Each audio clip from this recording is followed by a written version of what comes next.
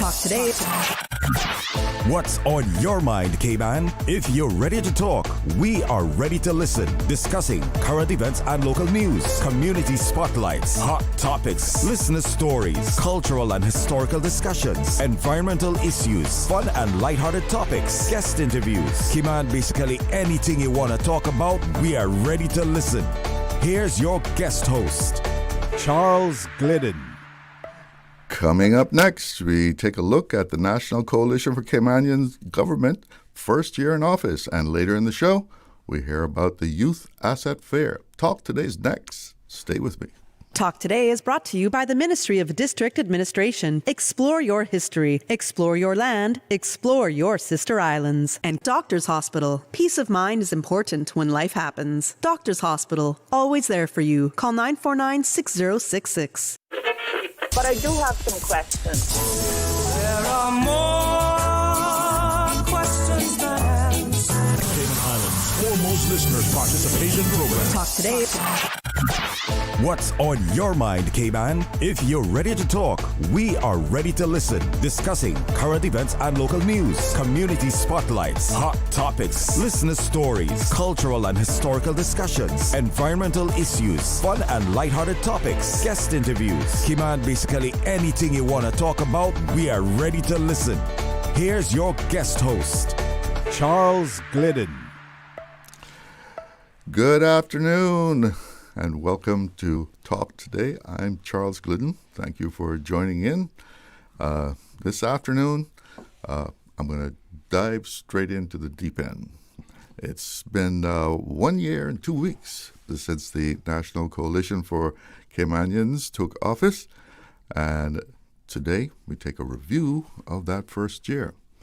And joining me now are the Minister for Caymanian Employment and Immigration, the Honourable Myles, also Parliamentary Secretary responsible for Health, Environment and Sustainability, Financial Services and Commerce, Caymanian Employment and Immigration and Infrastructure, the Honourable Wayne Panton, and Parliamentary Secretary responsible for Planning, Lands, Agriculture, Housing and Infrastructure, Education and Training, and Culture, Ms. Julie Hunter. Folks, welcome to the studio. Thanks for having us. Thanks for coming in. Absolutely. Well, it's 1 year, 2 weeks. I guess I would imagine it's been a very busy year. But fun. But fun? Yes, but fun. Okay, all right. Well, It's been a lot of fun. And I'm sure you faced some challenges during that year. It has been. Looking back, what would you all point to as the hallmark of this administration during its first 12 months in office? I think, if I might start, would be the strength of our coalition. It's a good place to start, Ms. Julie. Yeah, the unity and the strength of our coalition and how we've been able to work together and, what we've been able to accomplish because of being unified, and the cross ministries. I would say we made a commitment early on that we would not have silos, but we would work together, hand in hand. The old people always say, sometimes you don't let your right hand know what your left hand is doing, but that's not how we've operated. So I think that has been one of our hallmarks. And as you know, we've had the first coalition agreement ever, in such a short space of time after we got elected. So I think that's one of the things I'm most pleased about. Following up on that, Mr. Panton, you're in the best position here to make any kind of comparison. How is this coalition compared to the coalition which you led for a while in the previous government? Well, it's probably unfair to get too much into the details, but let's just say generally, I'm quite happy with the way this coalition has been working. We have a group of very like-minded people. The good part of the good thing is that we're not all alike, right? We all have different perspectives, but another good thing is that we are very similar in our principles and values as well. So that makes decision making easier As Miss Julie said, I'm glad she started off. I joined the minister and saying I'm glad she started off making that comment, because I think that has made a significant difference. We have this coalition agreement. We have a code of conduct that we put in place amongst ourselves immediately, and we agreed certain values that we would operate by: respect, integrity. Data-driven decision making, all these types of valuable things, recognizing and accepting innovation, and taking responsibility and having the courage to stand by your principles and values and deal with some of the significant challenges that have been sitting around for years. So, a good example is being led by Minister Myles in terms of the 15-year reform. After 15 years, we're now getting around to reforming the immigration law, and that's now in effect. So now the name has changed to the Caymanian Protection Act, and he did a fantastic job in relation to that. We had people who were over just a few years ago putting up billboards screaming immigration reform now and all this sort of stuff. But there was no discussion then about, exactly what that consisted of. He led the discussion. He pushed the issues. And there are times where I think he, his natural enthusiasm and his energy may have been taking him in one direction, and together as a group, we said, okay, we think we need to adjust a few degrees. But that's fine. And collectively, we've delivered something that the people of Cayman have been asking for, recognizing that we've been in a situation where we've been facing, in the last 5-6 years, significant population growth. And the concerns around the interests of Caymanians, in recognizing also that we've also become a minority in terms of numbers in our own country. So these are things we have to manage. We have to make sure we have opportunities in place for Caymanians. We have to make sure that there's a balance, and we unapologetically take a Caymanian first approach. But that has nothing to do with diminishing the contribution and value that we place on others who are guests in our country, who are here working, contributing as well. It just means that we recognize we must have opportunities for our own people. So that's another, to step beyond in terms of your question. That's another one of the accomplishments that I think we have to recognize. There are many others. We've also, of course, put in place a lot of legislative changes other than just the Immigration Transition Act, transitioning to the Caymanian Protection Act. We've done a lot of other legislative sort of foundational work, in addition to the other accomplishments that we've had. That then puts us in a strong position to be able to build, in our second year and going forward, build on what we've already accomplished. And at the end of the day, this is about making a difference for the people of this country, improving the quality of their lives, continuing to create a strong economy, protecting all our various industries, and ensuring that we continue to succeed, and while we're addressing the problems sometimes caused by success. We're going to stick a pin there. We'll take a break, but we'll be right back. There you go, sir. Thanks for choosing JN Money Transfer. Boy, thanks to JN Money Transfer, I can stay right here in Cayman and pay mama bills back home in Jamaica. Her water, light, phone and other bills never late. Every month I pay everything in one place. Make payments to over 30 companies in Jamaica through JN Money Transfer. Fast, affordable, convenient. Call 1-800-744-1163 for details. Cineco's parametric insurance after hurricanes is now available for motor policies. Fixed automatic payouts cover incidental vehicle expenses like fuel, cleanup, and minor repairs. No claims, no damage required. $200 for comprehensive policies or $100 for third-party policies. Available exclusively through Cineco and included with all new motor insurance policies and upon renewal for current policies. Visit Cineco.ky today. Cineco, keeping Cayman covered. Radio Cayman Super Jam Show, the #1 drive time entertainment show on your radio. Brought to you by these kind sponsors. The Cayman Islands Football Association, CIFA, building a better future for Cayman football. Cayman Insurance Center. Don't take chances with your family's future or your valuable assets. Call me today, Michael Webster, at 925-5433. UWI Open Campus, on-site, online, and on demand.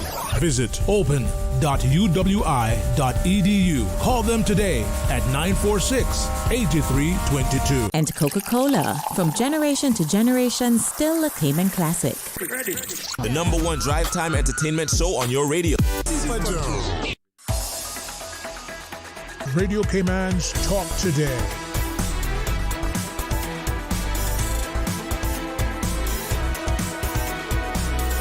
What is on your mind, Cayman? Welcome back, and we're taking a look at the government's first year in office. And with me in the studio is Minister Michael Myles, and we also have Parliamentary Secretaries Wayne Panton and Julie Hunter in the studio. Minister, as Mr. Panton pointed out, you piloted the Immigration Act through Parliament. Would you see that as probably one of the most impactful pieces of legislation that has been brought by this government? Yes, it has been, but I didn't pilot it. I think we piloted the immigration, strategically piloted the Cayman protection legislation. As P.S. Panton mentioned earlier, I took so much guidance from him, from the Premier, Minister Anglin, and the other group, Ms. Julie. Everybody ran on immigration reform in the last election. A year ago, we all ran on reform in immigration. One of the things that we did very early in our coalition is that we basically said, here's what we are going to be doing, and we need to get to work. But we went further. Instead of us having these silos, I reached across the aisle and I wanted people to get involved in the process, because immigration reform should never be about one person or one ministry. It should be about the government overall buying into it, because Michael Myles alone, beyond me, immigration has to move on. It has to grow, it, like it has to evolve.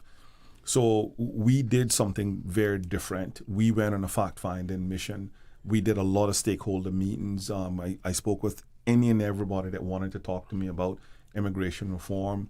But I also had a really good support system from P.S. Panton, P.S. Hunter, and as I said, the Premier had a lot of experience by bringing about the changes to the Poor Relief Act and upgrading that, which was something that was probably not done in about 50 years. So he had first-hand information on how I can have a bit easier time to do this. He had a lot of experience in guiding me to who I needed to speak with. So there was a lot of folks that really pitched in. P.S. Panton mentioned something earlier on about, and Ms. Julie also mentioned something about our coalition being able to work together. What we also did was we worked with the civil service. I think the critical aspect to this is that oftentimes politicians get elected and we are 150 miles an hour down the road before the civil service even join.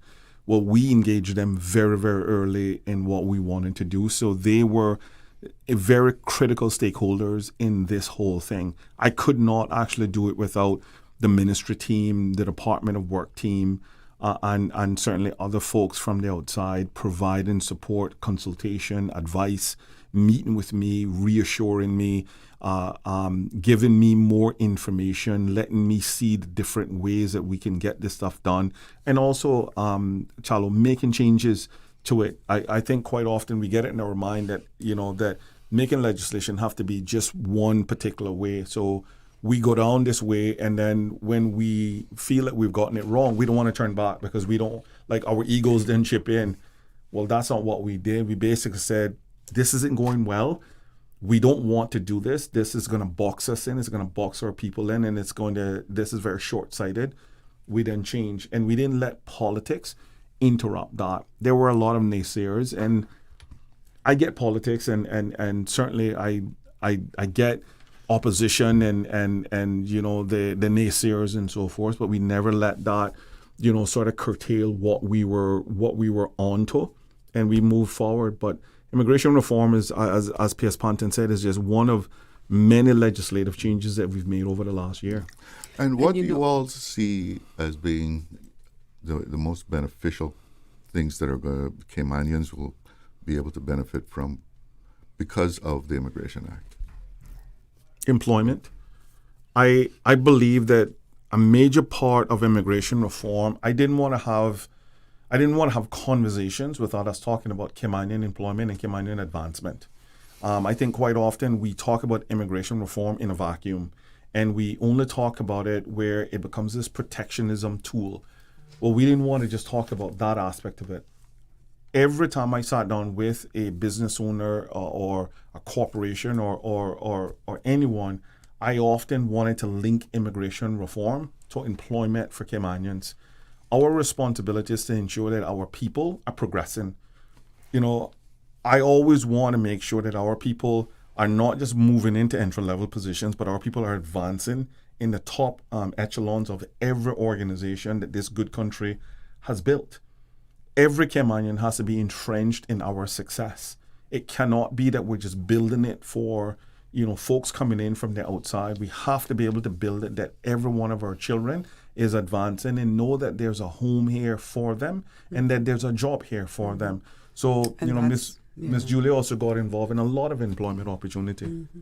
Yeah, that's one of the main things that I would say, because in actual fact, Charlo, that was one of the things, one of the catalysts that made me want to or decide to run for office. I heard so many stories on the street every day. I don't have an opportunity. You know, I knew so many young people that left to go to different parts of the world because they say, I don't see a home here for me. This is my island, but I don't see the fact that I can't, if I got to get a piece of land and pay $250,000 for the piece of land, when am I ever going to get a house? So they didn't feel there was any opportunities here because we had an immigration policy that, you know, gave you basically points for owning property. Of course, we all know what that did to the property value for Caymanians. It just, we could not afford property in our own island anymore. The jobs went out the door because, you know, there was so many people coming in and taking the Caymanian jobs that we felt that Caymanians could fill. And so our people just felt stifled in their own country. And we all campaigned on, like Mr. Myles said, that issue. One of the things that I would say had made us so successful as well in our early, in this 1 year, is the fact that we had civil servants that on day one, I'll never forget our first meeting with the civil servants, the top senior civil servants. And they came in and they said, you know, we listened to all of your campaigns. Mm-hmm. And they went out then and they did a cross-section. And for all of our manifestos, they came up with the top, I think it was the top 8 sections of our manifestos that were aligned together. And so they made it so easy for us. And they said, these are what you guys said you were going to concentrate on. These are how we're going to help you get there. These are our suggestions for helping you get there. And they basically gave us outlines and gave us so many pointers on what we had to do then, and were just willing to step in. And they said, you know, we realize that we now have a government that wants our help. We're here for you. And I'll never forget, you know, the look on their faces, that really stuck with me when a lot of them were talking to us on that first meeting, and they said, you know, we realize that we now have partners that want us and want our help, and we're here for you. And they made that very obvious, and they have lived up to that. They have come. It's been enjoyable. Yes, they have come time and time again and given us their help. And anything that we ask them for, they've been willing to try, to help us to push it forward. So I think that's one of the things that I would say has been very helpful. But like Mr. Myles said, employment and opportunities for our people was one of our main campaign promises, and we had to work on that right away. Yesterday we had a West Bay group in talking about population growth and housing environment. Does this Immigration Act give you any means of controlling population growth? No. Because immigration. Just get a little closer to the mic. Sorry, immigration was never about population control. Businesses, Charlotte, we have a really great problem in Cayman. We have more business, more jobs than we have Caymanians. It's a good and bad problem to have. A lot of people would like to have that problem with jurisdictions. I'm coming from, over the last 10 days, I was in Jersey and London, and got an opportunity. We took a number of senior civil servants, along with myself, went to Jersey to look at their immigration system to see what they were doing well. We also went to London to see what they were doing well. Jersey is set up very much like us. They have, very low unemployment, but we are driving business, whereas they can't. Right, our tourism industry is through the roof, whereas theirs have become very stagnant. They rely solely, really, on one industry, which is financial services. In London, their unemployment is through the roof. Right, their industries have constricted quite a bit, whereas with us, we are growing. I can't control I can't control population by immigration. Businesses are growing. We have to ensure that businesses continue to be competitive. What we are pushing for is Caymanian advancement. We're no longer pushing for Caymanians to just get in the door. We've been in the door. I want to make sure that Caymanians are busting through the glass ceiling. We don't still have Caymanians in top positions in the hospitality industry. We are now pushing for more Caymanians in higher positions in terms of middle management and executive level or C-suite positions in financial services, construction, right? We are now diversifying into AI jobs. That's where we are right now. So, when it comes to just Caymanian employment, we've been in there. We've been in the industry. Now it's time for our people to be decision makers, to be in the C-suite of it. So I'm learning a lot now about how to help with that. Another major aspect that we are moving towards is the transition between college or high school to the job market. We are now setting up a strategic plan to make sure that when young people come home, in particular from university, they're not sitting for a year or two. I mean, Ms. Julie can tell you, we've spoken to young people who come home from college and they can't get a job, right? And that breaks my heart that we have school them. The country. I mean, we spent $40 million a year on tertiary education, only for our kids to come home and they can't actually get a job. So the opportunities to purchase land or purchase their first house or get their lives started, they can't do. Isn't there? Right? We can't do that anymore. So we now have to balance, and this is what I've said to all organizations. Yes, you need talent. But we do have talent. We know that Caymanians are never going to fill every job because we simply don't have the people. But the people Caymanians that want a job, you're giving them a job, you're giving them the training, and you're moving them up in your organization. That has to be done. Other than that, your company isn't going to advance because we are not going to be bringing in people to replace our people. We have to take a break. We'll be right back. Accidents and illnesses can strike without warning. Ouch! When it comes to urgent care, every second counts. At Doctors Hospital, we have a dedicated team of experienced doctors and nursing staff available to you 24 hours a day, 7 days a week. Don't waste time in an overcrowded emergency room when you need urgent care. Whether it's a broken bone, a severe infection, or a sudden illness, trust in Doctors Hospital's unwavering dedication to providing the best immediate care. For complete urgent care when you need it the most, choose Doctors Hospital, located in Georgetown, 16 Middle Road.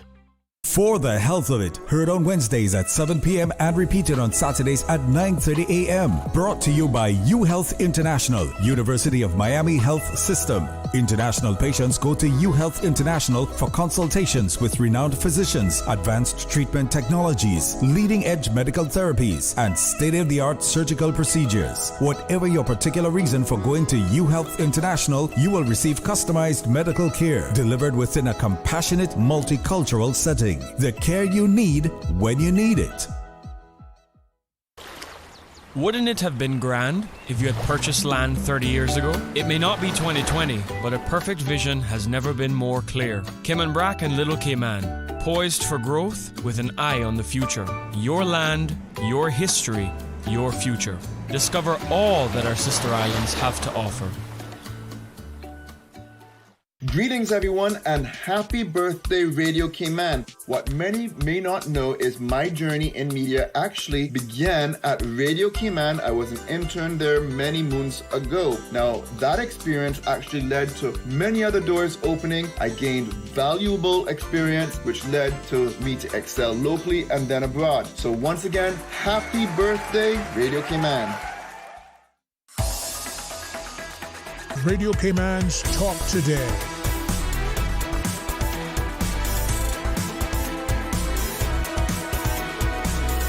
What is on your mind, Cayman? Welcome back, and we are talking about the National Coalition for Caymanians' first year in office. And when we broke away, we were talking about immigration, controlling population growth and such. And Mr. Panton, I think you wanted to make a point on that. Yeah, thanks. I just wanted to make a point of clarity in terms of we all, I think, understand that there are people in the country who feel like the population level is too high and perhaps would like to see it reduce. That's going to be pretty much impossible to achieve. What these changes brought by the minister will, and supported by the government, will be accomplishing is streamlining the rate of growth. So we're not going to have the same explosive level of population growth that we have had over the last 5 or 6 years. And I think that's going to be a positive thing. This is only sort of the initial stages of the reform that we were doing on immigration under the now Caymanian Protection Act. So the minister will be dealing with the point system reform in the coming months. Mm-hmm. And then at the same time, we'll also be looking at reform around the National Pensions Act. And even the labour law that has been, we've had several attempts at dealing with that as well. Yeah. And we even had a piece of legislation that was passed and never implemented. So these are, we're looking at the big problems, the things that are challenging, the things that can make a difference, and then we'll get them in place. So I think, this is all positive stuff, and I've been really impressed by the way the minister and the whole government really has functioned in terms of pushing these issues forward in terms of reform around immigration. I think we also, another significant area that we've had significant movement on is we put in place this national housing policy for the first time ever, and we've got a 10-year strategic plan around that. We all know that housing is another very significant area for our people. Miss Julie touched on it earlier. People being frustrated about not being able to, feeling like they're not going to have a future in their own country. This element in the point system where land ownership gives you points towards permanent residence and so forth, that has driven up the price of land, right? The cost of real estate, and that's going to be removed. So that entire, as P.S. Panton said, the entire PR point system is currently going to be reformed. We are bringing legislation. That's in the second tranche. So we couldn't do immigration reform all at once. We would never get it done. So we are doing it in stages. The next stage of this is the PR point system, as P.S. Panton said, and it's now going to be streamlining how people become Caymanians. We simply can no longer sustain folks coming into the country, purchasing property, because that's one of the biggest ticket items to receiving PR. We can't do that anymore. It has driven real estate through the roof. That is so far out of touch for the common Caymanian, so we can't do that. So we're removing that. That's one of the elements that we are going to be removing from the PR point system, among other things as well. But the entire system, as P.S. Panton mentioned, a lot of politicians don't want to touch because it's become radioactive, right? We are going to touch those things. We are touching the National Housing Strategic Plan because it just hasn't been done. We are touching things like single-use plastic. Like, we've been talking about this for 2 decades. It has to be done, right? So all of these things have to be reformed. Dealing with the dump and transitioning that from what it is now to another system to where it's more of a recycle system. So there's a number of things that ultimately most specific, whether they are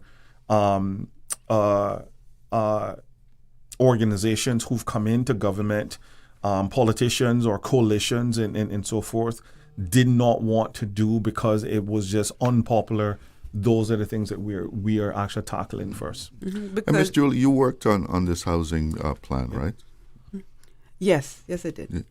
Tell us more about what we can expect to see coming out of this. Well, I know for the first time, like you say, we now have a housing policy. We didn't have that before.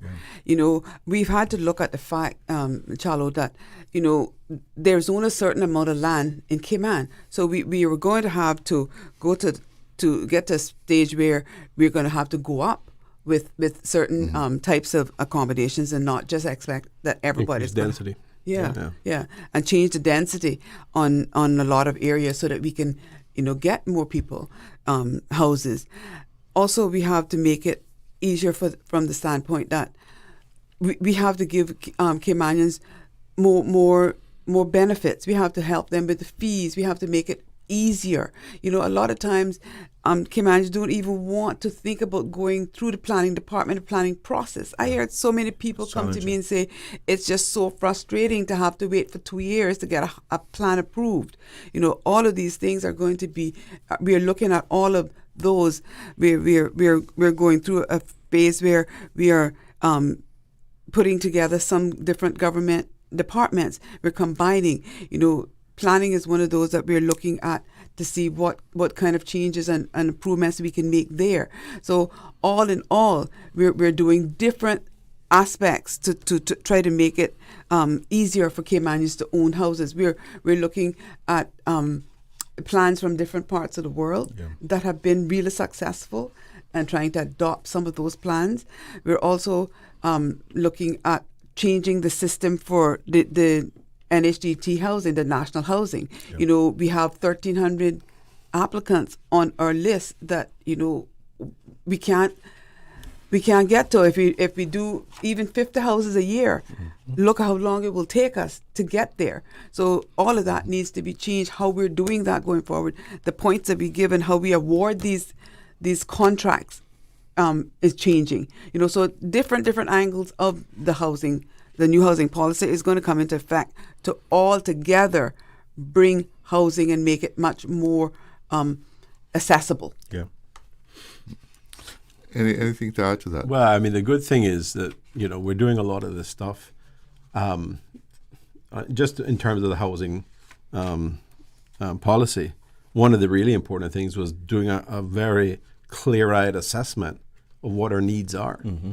And the policy very clearly articulates that we recognize that we need over 3,000 new homes available over the next, I think it's several years. Mm-hmm. So this is something that we know what that defines the scale of the issue for us, and we're able to then pursue a variety of things, as Ms. Julie was talking about. Whether it's improving efficiencies around the planning process, or whether it's improving government's ability to support people being able to purchase through something like the government guaranteed home mortgage assistance program and all these types of things that existed in the past, and we can sort of put it back in place. Mm-hmm.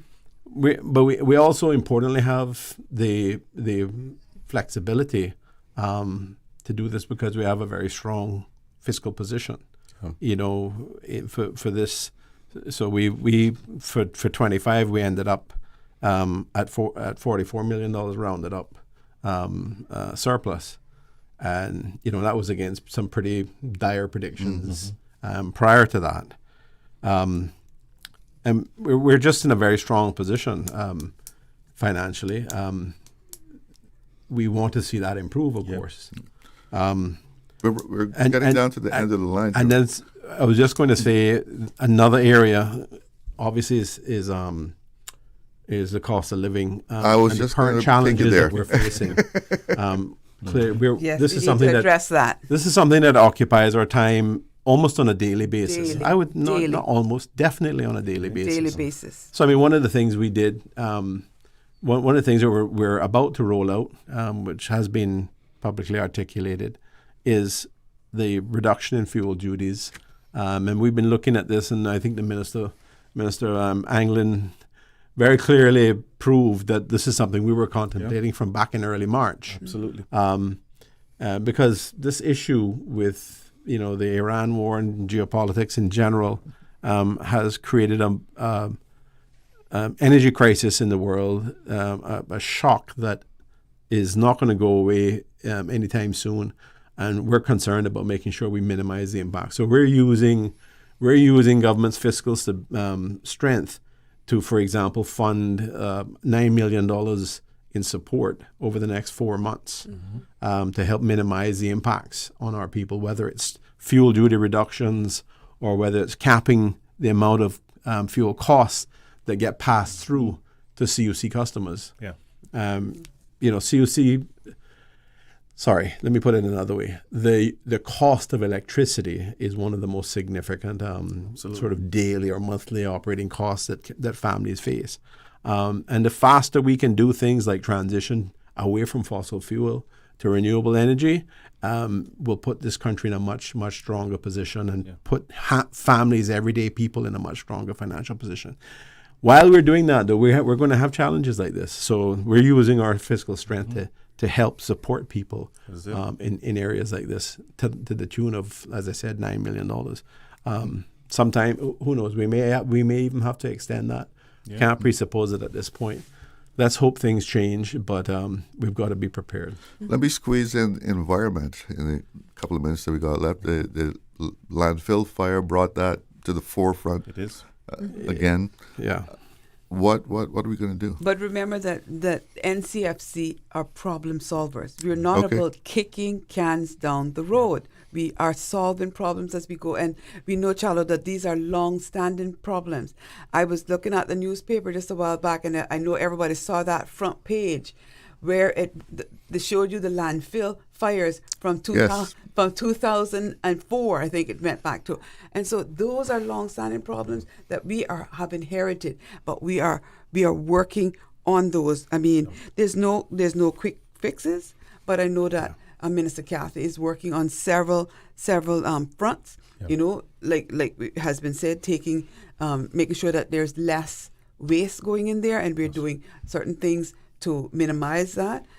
Capping, I know P.S. Panton could probably tell us a little bit more about what we're planning to do there, but definitely that is on our table first and foremost. Yeah. As one of our things that we have to take action on. Right, and so, I mean, the fire specifically probably related to the fact that there was too much open area, uncovered area, and so, again, we've used our fiscal strength to find additional funding to actually start implementing the covering of much of the landfill areas, and just opening up certain areas and utilizing that, following the Florida code, so that if there is some sort of fire that gets started, it doesn't have open area to burn excessively. You can deal with like 100 square foot area or 100 by 100. It is 1 o'clock, but Minister, do you have any final words, Minister? I just want to reassure our people that the government is working extremely hard and very strategic. and all issues. We know and we appreciate that there are going to be challenges because of the shortages with oil around the world, and we are going to feel that here because we are a consumption country, but we are working on all of it. As P.S. Panton said, we're rolling out the energy savings across the board, which will impact 80% of the 90,000 people in our country. So look for that. That will start in June. It will go until about September. And people will have significant savings that we're hoping that they can then pass off in things like groceries and other things as well. We are also looking at ECAP being, ECAP has been, this is the Early Childhood Education program. That has been increased from 900,000 to 2.1 million. We have increased just expanding our national CCTV. We have given the police a very generous budget to fight crime in our country because we understand that these are things that in a growing society like ours, those are things that's going to come up.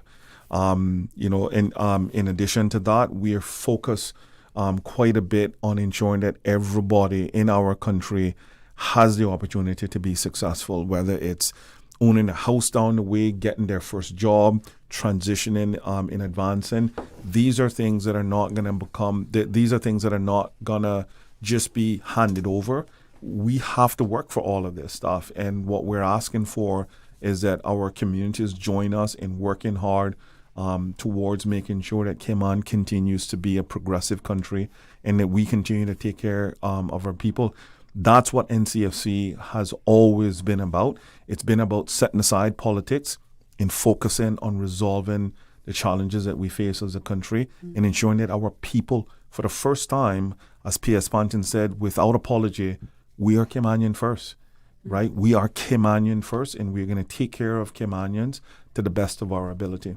Minister Michael Myles, Miss Julie Hunter, and Honorable Wayne Panton, thank you so much for joining me this afternoon. Thank you for having us. It's a pleasure. Having us. We're a little late on it, but let's check in with the newsroom. Yesterday, Today, always and forever. Radio Cayman in the Cayman Islands. From Radio Cayman's newsroom, this is Headlines. Local, regional, international news. The headline news is brought to you by Kirk Market and Health Services Authority. With your latest headlines, I'm Elizabeth Charles. The Ministry of Health is boosting Ebola screenings at ports of entry after the World Health Organization declared an outbreak in Africa a public health emergency. The move aims to protect the public, though they'd say that the risk to Cayman remains low. In a statement on May 20th, the ministry said enhanced screenings begin May 21st at Owen Roberts International Airport, alongside ongoing maritime monitoring. In international news, the World Health Organization does say that it could take up to 9 months to have a vaccine ready against the current Ebola strain. On Sunday, the World Health Organization declared the outbreak a public health emergency of international concern, but not a pandemic. The agency says the epidemic risk is high nationally and regionally and low globally. In other news, the U.S. government has indicted former Cuban President Raul Castro over the 1996 shoot-down of 2 civilian planes flown by exile group Brothers to the Rescue, killing 4 people. New court filings show officials have updated an existing case dating back to 2003, but the specific charges have not yet been released. U.S. officials are expected to outline the indictment at a news conference this afternoon. Those are the latest headlines. I'm Elizabeth Charles. Radio Cayman. More news available at www.radiocayman.gov.ky. Check out our social media pages: Facebook, YouTube, X, formerly Twitter, Radio Cayman Headline News.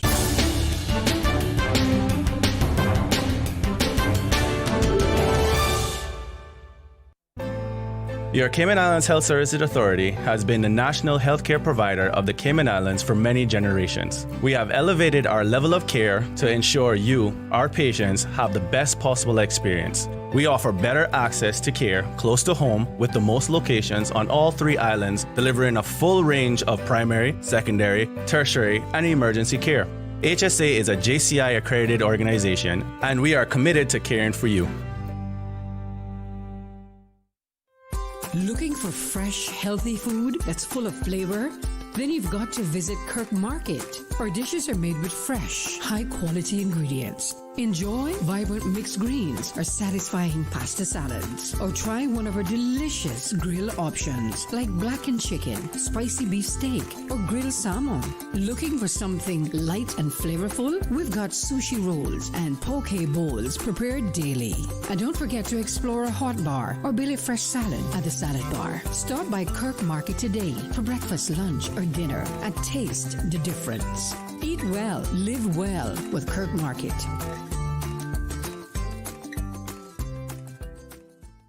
Radio Cayman is pleased to feature this special Sister Islands historical vignette brought to you by the Ministry of District Administration and Lands. Explore your history, explore your land, explore your Sister Islands. The Spelman McLaughlin home, a historic residence in Creek, Caymanbrook, stands atop a small hill along Creek Road. Constructed from 1926 to 1930 under the meticulous supervision of Spelman McLaughlin. The home was built using timber from Mobile, Alabama and Pensacola, Florida, and features unique architectural elements such as a 3-gable roof and full-section log posts. The home, designed with 8 exterior rooms around a central dining room, was a refuge during the devastating 1932 hurricane, sheltering 130 people and remaining largely intact despite the storm's destruction. Today, the home, which received the Award of Distinction for the Preservation of Historic Places in 1999, has been restored by Dan and Lisa Scott, who replaced the zinc roof with original cedar shingles, preserving its historic charm. Radio Cayman is pleased to feature this special Sister Islands historical vignette brought to you by the Ministry of District Administration and Lands. Explore your history, explore your land, explore your Sister Islands. If you have an objection to this marriage, speak now or forever hold your... Don't do it, Tevin! I still love you. I have since the day we stole your mom's car and got matching dolphin tattoos. Oh, Lordy. Janelle? From spring break 08? Yes, it's me. Janelle, you've got to move on. We're like the wedding guest that doesn't ruin the ceremony. CG Britke. Good like that. Radio Cayman's Talk Today.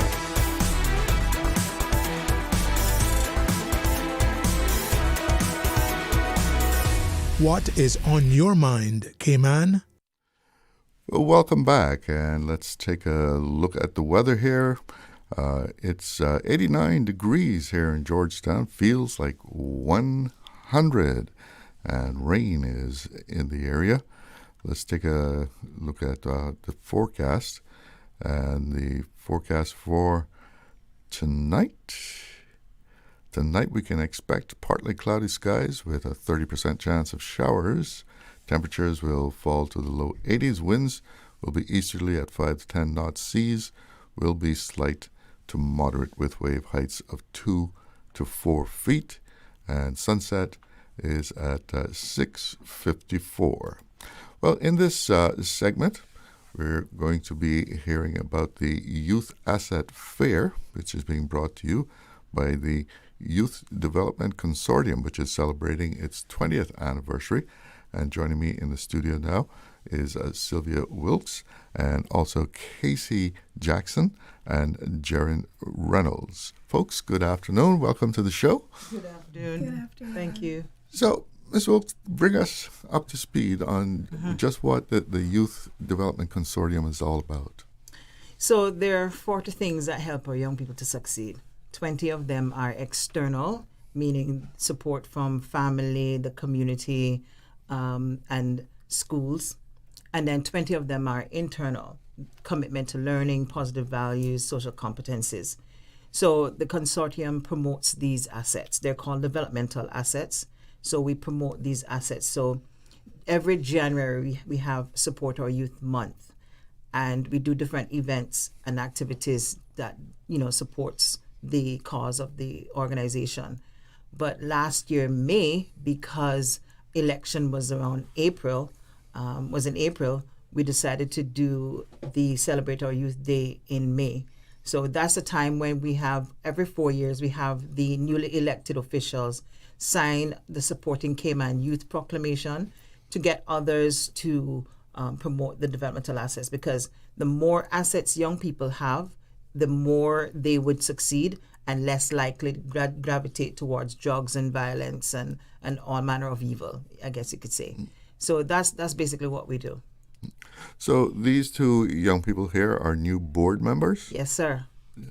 So, Jaren, what motivated you to become a part of this? Well, good morning to you, sir, and the wonderful people at the Cayman Islands. I don't know if you just woke up, but it's afternoon. Good afternoon. My apologies. Good afternoon. What motivated me to want to be involved with the organization, and especially to become a board member, is to continue to represent the voice of the young people. Because I'm very passionate, as a young person myself, I'm very passionate about addressing the issues that are affecting our young people. I served as a youth parliamentarian for 3 years. I just recently, I guess you can say, I retired as a youth parliamentarian. So I finished my 3-year term, and it was such an honor. And on that stage, I was able to represent the voice of the young people, addressing issues affecting them. And so now, as a board member, I can continue that work, but in a different capacity. And Casey, how about you? Well, just bring that mic a little closer to you. Well, for me, I've always heard about like other youth committees, and what was different with Miss Sylvia is that her whole goal wasn't to tell the youth what they were doing wrong, but what they could be doing right. And that just really spoke to me, because I remember my friends in high school, they were often conflicted, they were bored. They often complained about there's nothing to do in Cayman. But really and truly, it's not that there's nothing to do, it's just that they're unsure what there is to do. And it's a nice feeling almost being the middleman of it all. So, yeah. So what is this, the Youth Asset Fair? Okay. So last year, November, we did a webathon to raise funds, and I challenged our youth parliamentarians, and the youth parliamentarians that were involved in it, they signed the proclamation in May along with our government officials. So I thought it would be a good thing to get their ideas of what we can do to promote the assets, because I've been doing this thing a long time now. 20 years, that's a long time. Yeah. As a matter of fact, Jaren joined us in 2016 for our camp, our Fearless Extreme camp in 2016. He was just reminding me of that. So I was like, guys, I want you to come up. Here's a hackathon challenge. Come up with something as relates to the developmental assets. And so they took on the challenge, and they came up with 10 ideas. And so the very first one that is there is Youth Asset Fair. I was like, you know what?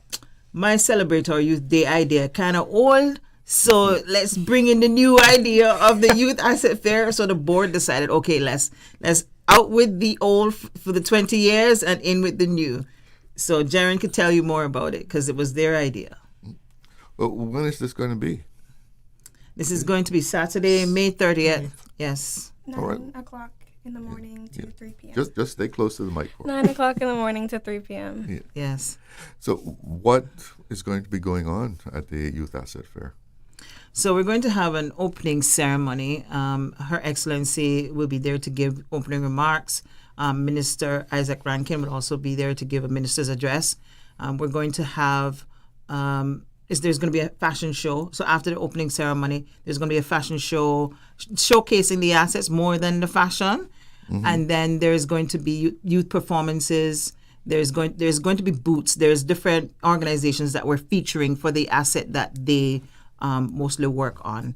So can you give us a few examples of organizations? Yeah. Or secretary extraordinaire is the one who's working on collating all of that information, so she can tell you some of the organizations. Well, we have collected a total of 18 so far, both Leo groups and the Lions group, and there's the chess, chess club, the chess club, and one-to-one, Kiwanis, and yes, like she said, one-to-one.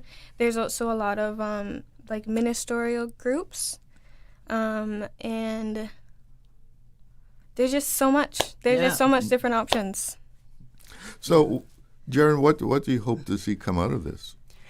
Well, what I hope is that there will be a lot of youth coming out to the event and learning about the different types of assets, as well as sharing the issues that are affecting them, because I feel that's very important to be able to hear the perspectives of the young people. I think that's very critical, because after all, that's what the purpose of this organization is about. And as Ms. Sylvia said, I've been on board since 2016, just in a different capacity. So I can say a lot.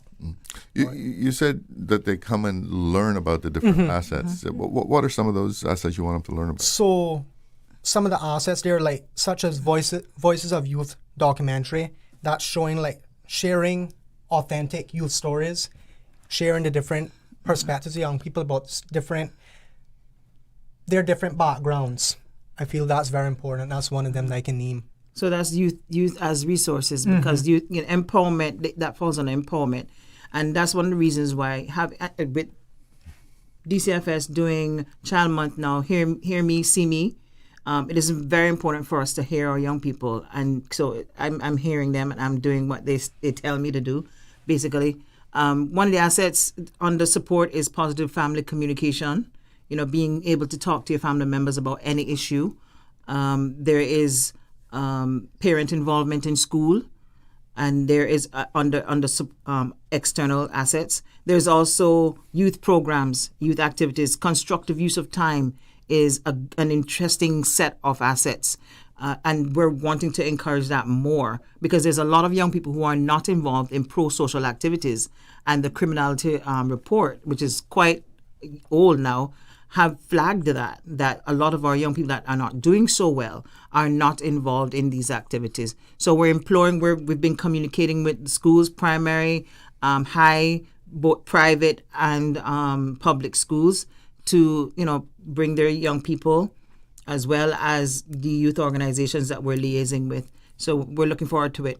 One key thing that will happen on May 30th is that we're asking our politicians, our MPs, to sign a community proclamation, which is a little different from the Supporting Cayman Youth Proclamation. This one is specific to the community, because we want to do more work with the communities directly, because it includes all community members, right? It provides a long-term support. So we want all the young people under 18, we want to track their progress. So imagine if we had in every electoral district, within the MP office, they had all of the young people within that district signed up with that MP office to say, we want to know where you're at, where your assets is concerned, and then we want to help you to build on those assets. Chances are that they would do well, right? Rather than waiting till things go bad and then try to fix it, because we're not focusing, like Casey said, we're not focusing on the deficits. We're focusing on the strengths. Yeah. So, and where is this going to take place? So this is going to take place at the Caymanian Bay Arts and Recreation Center. Okay. And everyone is welcome. Everyone is welcome. Everybody need to come. If young people is your concern, you want to be there. We're grateful to Queensgate and DART for the sponsorship that allows us to be able to do this. We're reaching out to a couple more sponsors to do this. We're grateful for everybody that always come together to do this, and so we're looking forward to it. Now, you were a youth parliamentarian, Sir. Some of whom just left here, the Yes, real sir. deal. Yeah, saw them on the outside, yes. Yeah. So what are the concerns of people your age? Well, when you look at Cayman and where it's going, what are your concerns? Well, the first one that comes out of my mind is housing. I think that is a very topical issue, and it seems like it's being addressed so far. I've heard many of our MPs talking about ways of how they're going to address it. So I feel that some young people are excited to see what the outcome will be. Hopefully it's a positive outcome, which I think it will be, because as we know, land is very expensive. Oh man, even if a house is already built, that's expensive too. So it's I would say housing, and I feel that over the years, a lot of our young people, whenever they want to address issues, they feel like their voices are not being heard. And so I think that is something that is also very topical. But now, I must say, since our new government has been elected, I feel that they have been addressing a lot of the issues that are affecting young people, and they're becoming more engaged with young people now. So I feel that we have a very positive future ahead. Casey, you want to add to that? For me personally, since I haven't really been to the government outlook of things, I would say that I find that people my age are scared to be like individuals to themselves. Like, it's almost that, since how Miss Sylvia was saying that they lack socially, and so they claim to prefer that they like to be alone, but in reality it's just that they don't know where to grasp at themselves. A lot of them, like, I've compared the two, a lot of them that are in like sports or even just like a common hobby, they're more likely to reach out to people, and like it's almost like the phrase closed mouths don't get fed. A lot of them, they're fine with opening up to themselves, and then on the contrary with the ones that like, oh, I prefer to stay home, I can't be bothered with doing etc., they're less likely to reach out when they need help, or even not just help, but like assistance or just like a friend. And I think that the Youth Asset Fair Day should be able to somewhat help to that. But as young people, young Caymanians, do you feel you still live in a land of opportunity? That you have an opportunity as you grow older? I think that the opportunity in Cayman has grown, but it's not as publicized. It's almost like it's there, but they don't know it's there. Like, I remember one of my old classmates, he was saying that he doesn't have anything to do with his time and etc., because he doesn't prefer sports. And I was trying to tell him that, well, you don't necessarily need to be in a sport to have a hobby. And he was like, well, what is there? And I was telling him there's chess, there's robotics, there's different things. I knew he enjoyed science, so I told him about there was a science group at my school, and yeah. So you're all still in school? We both go to UCCI. Yes, sir. UCCI? Yes, sir. Okay. What about employment opportunities? I mean, when you look around the country and see what there is, and you feel like you have opportunity to, get a good job? I think there's definitely a lot of employment opportunities. I find that our generation prefers to go overseas for school and studying, but in regards to what's here, there's like a sector for each little one of them, and because of that, it's like how I was saying before, closed mouths don't get fed. They're hesitant to ask for that opportunity. They're hesitant to see what's out there because they don't like what they see and hear anyways. Jaren, how do you feel? Well, that's actually something we touched base back at the Youth Parliament debate, and I was a member of the opposition then, so I was able to debate on that. I feel that because, how can I say this now? I feel that because we don't really have too many entry-level positions, that's the issue, and that's why I think that, we have to try our very best to ensure that we try and get the best education that we can get. Because if not, then, then we would kind of lack getting through with employment. And I feel that our government has been doing pretty well with employment as well. They have had these employment fairs as well as advertising various jobs that have been that have been open. So I feel that, yes, at the same time, while getting that experience through internships, I feel that it's beneficial to get the education as well, to be able to hopefully get through with it. Mm-hmm. I'd like to chime in some. Employment is on the back end of things.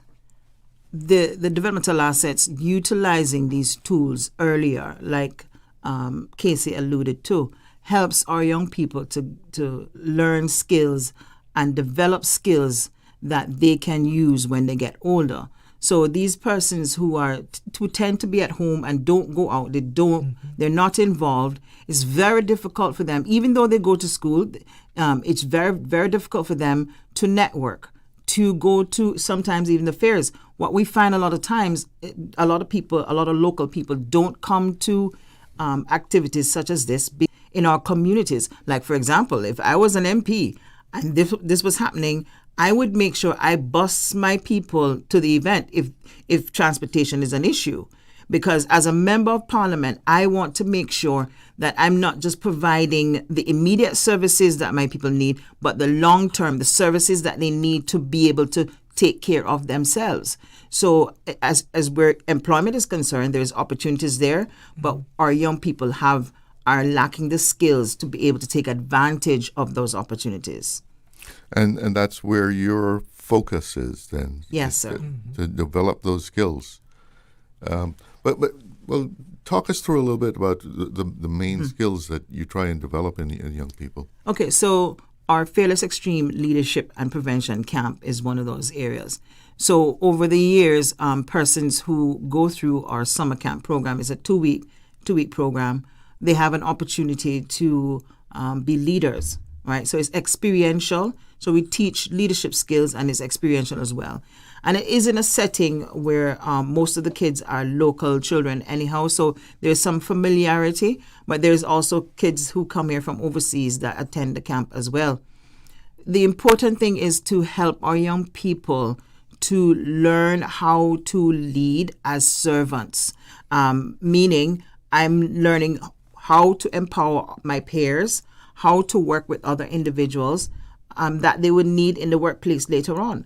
I've had young people over the years ask me for recommendation or ask me for a letter to go to college overseas, or even our local college as well, or even places of employment. And so people look for these things. What are young people involved in? So it's not just about work, but they're gathering experiences over time. It sounds also like you try to get them to step out of their comfort zone and take a chance and engage with people. That's very important too, because I can relate to that, because now I can speak in front of 2,000 people, but if you met me when I was younger, I used to be so shy I couldn't get out in public, and I could never get on stage like I can now. So I think it's very critical that our young people, they engage socially. I think that's very critical. And what has that opened? What doors has that opened for you? Many opportunities. I would say, because, for example, I was able to go away to Carafesta recently to represent the Cayman Islands as a youth delegate, and I was able to learn about the different cultures of other Caribbean regions, and I feel that's very important, because when you come back home, you can kind of have a different perspective in a way about how there are different cultures, and maybe we can learn something new from them too, as well, from their culture. And so you try and pass this on to other young people. Definitely, especially my West Bayers.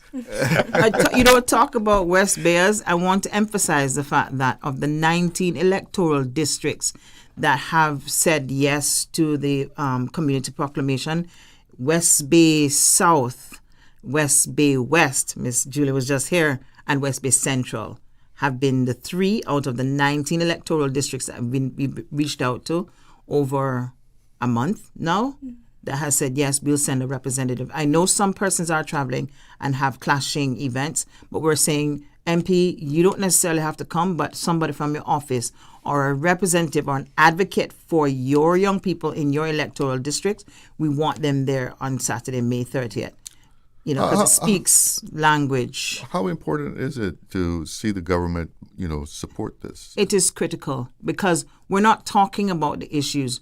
We want to be actively involved in the district, the 19 electoral districts. You have access to the people. We want to bring the tools and resources. So it's not just about them coming to the event, but we want from this event be able to work with the MP office and other community as well, organizations as well, churches as well, for the benefit of the young people in their local areas. And for young people who attend this, what do you hope they will walk away with when they leave there? Knowledge of all the things that they need to succeed. I'm not involved in this activity. They have an opportunity to sign up. They can sign up with Cadet. Cadet is, Scouts. Some persons are not familiar with some of these organizations, even though they've been around for a long time. There's summer programs. Summer is coming around. There's a lot of camps. Some persons will be there to sign up individuals for camp. And so there's a lot of opportunities to volunteer. There's requirements for volunteering for graduation. They'll get the opportunity to sign up for different organizations to volunteer. So there's a lot of opportunities that persons will get. But especially even parents.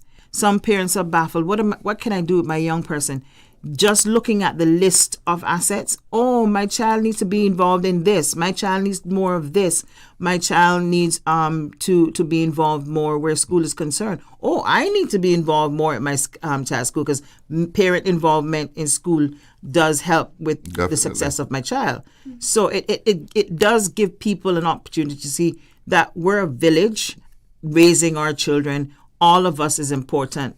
So when you come and you see all the different organizations, you get the idea. Because then when you ask people, what does it take to raise our children? A village? Here's the village. You'll see the internal assets. You see the external assets at display. Sometimes parents have to, I guess, give their children a little push. Mm-hmm. Yes, sir. To get them involved. And not be like, I don't want to go. No. You go in. I know what that was. I don't want to do piano today. No. It's no if no buts. No, you're going. Yeah. So let's make sure everyone knows where, when. So Youth Asset Fair, May 30th, Saturday, May 30th. We actually start at 10, but come out from 9 o'clock so you don't miss the start. We usually have a march past by our uniform group. It will end at 3. So we'll have activities throughout the day. I must not forget. Listen, the National Youth Culinary Group is going to be there. Jama would have killed me if I didn't mention that. Because they're going to be doing our burgers and hot dogs. Hello. So come and join us. So you'll have refreshments. Don't worry about that. We'll keep you refreshed while you're there. So free admission? Free admission. Okay, yes. So Caymanian Bay, it?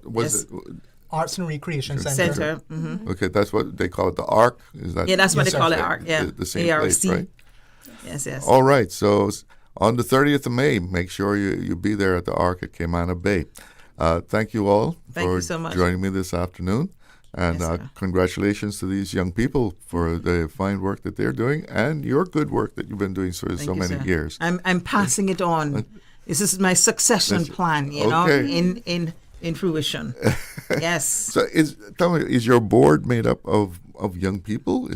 So the youngest members is Casey, Zara, and Jaren. And who else is young? You guys are young, the youngest ones. I'm probably the oldest. Oh my gosh. But so other persons, are young adults, but they're the youngest members. So we're delighted.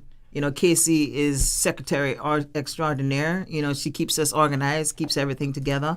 Jaren is our youth parliamentarian to the core. So they keep us on our toes. So we're grateful. Future politician from West? Yes, sir. No, sir. Okay. Future premier of the Cayman Islands. That's right. Let's get it right. Okay. Well, have a good afternoon. Thank you, for sir. being here. All right. Thank you. We're going to take a break. We'll be right back. Did you know that Doctors Hospital provides urgent care services 24 hours a day, 7 days a week? And Doctors Hospital's urgent care physicians have access to the most advanced MRI and CT imaging in the Caribbean, providing reliable diagnostics when you need it most. When you need quality urgent care for an illness or injury, Doctors Hospital is here for you 24/7. Whether it's a migraine, chest or abdominal pain, shortness of breath, broken bones, or another urgent need, Doctors Hospital at the top of Walker's Road. Urgent care right now. Explore your history. Explore your land. Explore your sister islands. The ultimate staycation experience. Your culture, your freedom. The land that time forgot isn't gone. It's your sister islands. Discover all that our sister islands have to offer. The best foundation you can wear is glowing, healthy skin. The offices of dermatologist Dr. Wayne Porter specialize in enhancing your skin's well-being. Whether you're seeking advanced skin care, including any skin cancers, Botox, filler, cosmetic skin enhancements, or simply looking to reduce wrinkles, Dr. Porter offers a full-service dermatology and dermatological surgery practice. For more information, email drportercayman@gmail.com or call 946-9020. That is 946-9020.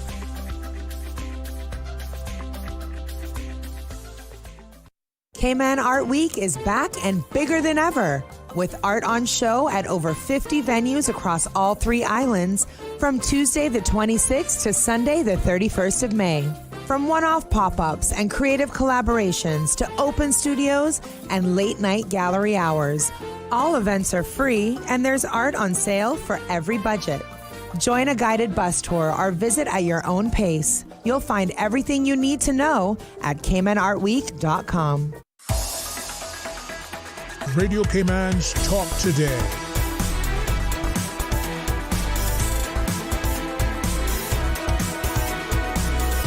What is on your mind, Cayman? Welcome back. And no more guests for the afternoon. So phone lines are open. Numbers to call if you want to bring something to everyone's attention. Just maybe spread some good news. Well, the numbers to call, 1-800-534-8255. And that, of course, is courtesy of Flow. And 949-8037 is another number, as well as 949-6990. And WhatsApp, 925-3261. Well, in our first segment, of course, we talked to government members about the first year in office of the National Coalition for Caymanians, and they were pointing out some of their accomplishments. How do you feel about the government's first year in office? You think they're picking up and doing the things that need to be paid attention to, some of which, of course, have been on the burner for many years, and kind of seems to have been constantly on the back burner.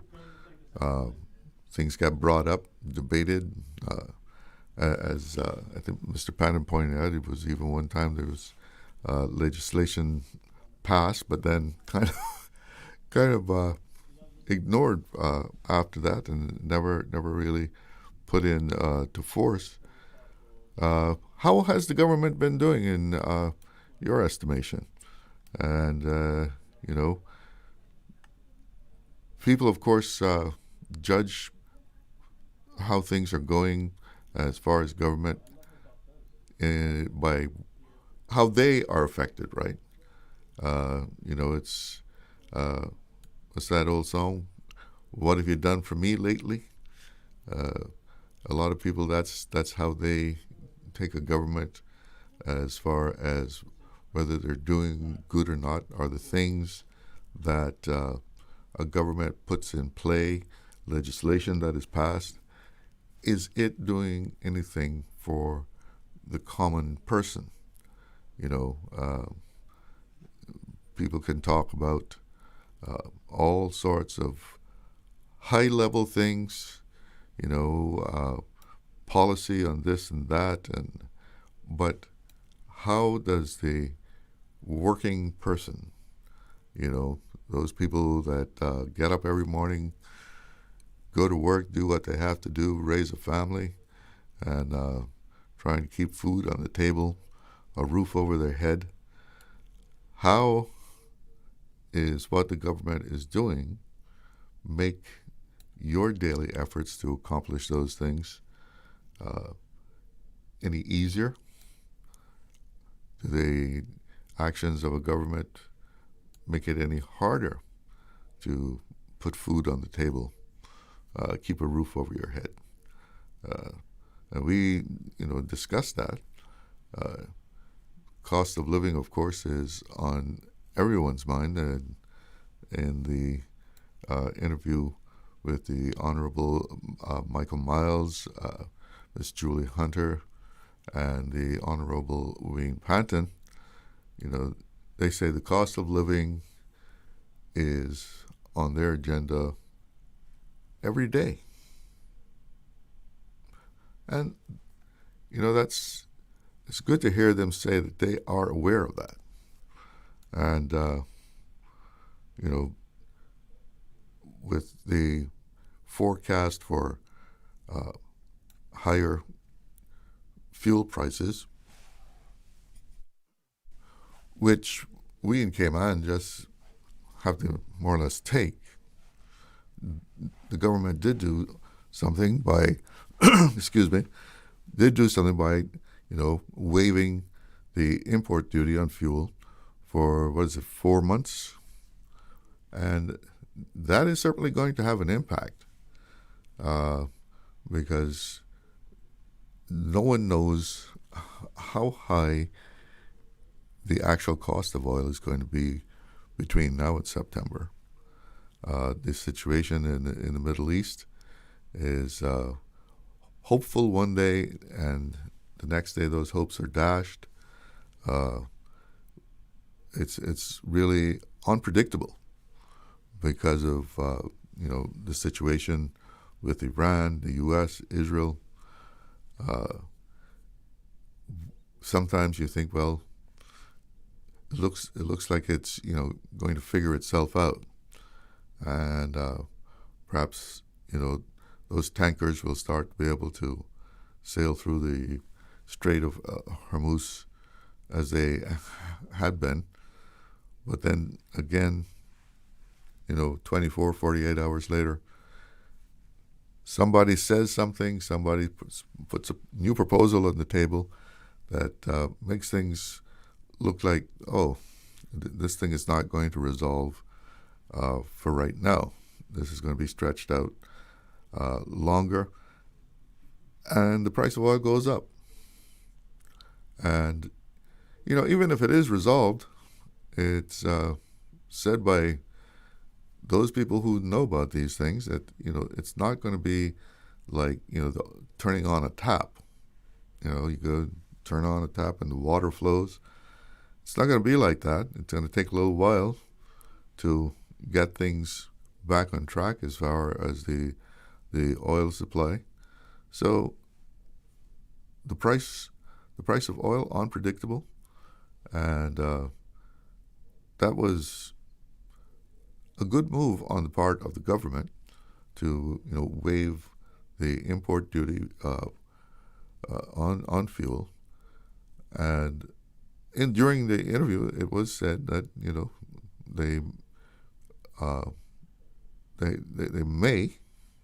there is a possibility that waiver could be extended. And as we all know, fuel is essential, and it affects the price of everything else. Whether it's the price of electricity, which businesses paying a higher electricity bill, they're going to have to cover that in what they sell to us. The price of fuel to truck those goods that are being sold to grocery stores and other stores. If you're paying more for fuel to truck it, then price of the goods are going to get more expensive. And who's going to pay? Us. The price is always passed on to us. Cost of living, probably one of the most, or not probably,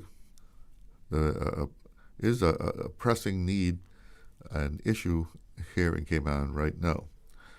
We have to take a break. Be right back. Accidents and illnesses can strike without warning. Ouch! When it comes to urgent care, every second counts. At Doctors Hospital, we have a dedicated team of experienced doctors and nursing staff available to you 24 hours a day, 7 days a week. Don't waste time in an overcrowded emergency room when you need urgent care. Whether it's a broken bone, a severe infection, or a sudden illness, trust in Doctors Hospital's unwavering dedication to providing the best immediate care. For complete urgent care when you need it the most, choose Doctors Hospital, located in Georgetown, 16 Middle Road. Cineco's parametric insurance after hurricanes is now available for motor policies. Fixed automatic payouts cover incidental vehicle expenses like fuel, cleanup, and minor repairs. No claims, no damage required. $200 for comprehensive policies or $100 for third-party policies. Available exclusively through Cineco and included with all new motor insurance policies and upon renewal for current policies. Visit cineco.ky today. Cineco, keeping Cayman covered. The Ministry of Education and Training invites eligible Caymanians to apply for a local scholarship for the 2026-2027 academic year. If you haven't applied yet, you still have time. The deadline has been extended to Sunday, 31st of May, 2026. To apply or learn more about the various scholarship offerings, please visit www.moescholarships.gov.ky. This message is brought to you by the Ministry of Education and Training. Radio Cayman's Talk Today.